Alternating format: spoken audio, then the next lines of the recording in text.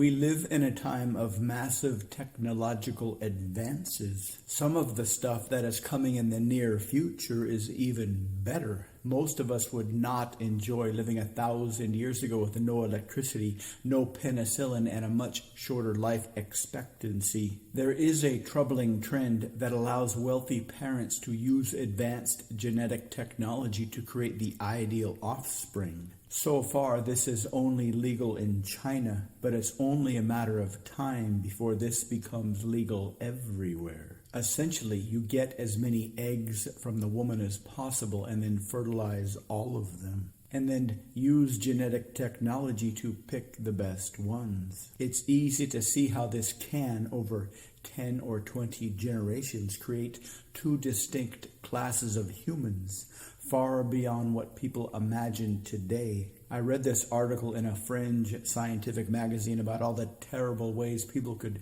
misuse scientific technology. They were talking about what would happen if they created a prehistoric wasp, the kind that lays its eggs inside mammals and uses these mammals as a host, a living incubator. There have been some recent and interesting developments in time travel. So far, they can only transport inorganic matter, and as it turns out, they can only go in one direction. They open a window between now and before. It has to be done inside of a temporarily generated plasma torus, similar to the ones used for fusion reactors. But since they are connected to a small, self-contained bubble of present time to past time, this only allows for a one-way flow. Going back in time is still impossible, but they've managed to open up portals in distant times in the past to allow time to flow forward much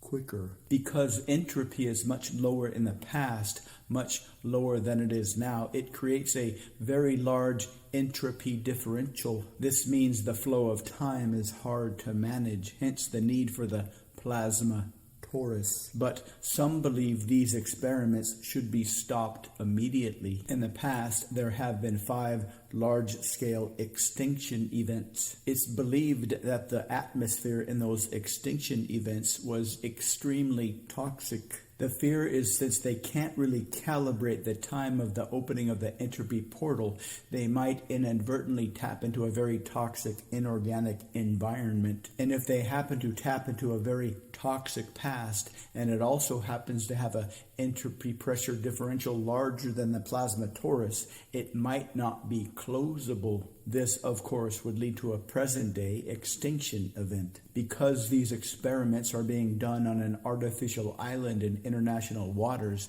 and is being funded by anonymous sources, there's not much the authorities can do. One potential way to weaponize the ancient wasps would be to unleash them in an enemy country. The thinking is that these wasps would instinctively see humans as natural incubators, and they would seek the softest parts of the humans through which to lay their eggs. Scientists postulate that this would be through the eye and then laying the eggs in the frontal lobe. As the wasp larva hatched, they would feed on your frontal lobe until they reached maturity, at which time they would exit both of your eyes. This, of course, would be experienced as a month of insanity with horrific and painful hallucinations, followed by blindness and likely death. If any couple waited for 3 years, that would yield 36 eggs. 36 eggs would allow them to choose at least 2 standard deviations above average for desired traits like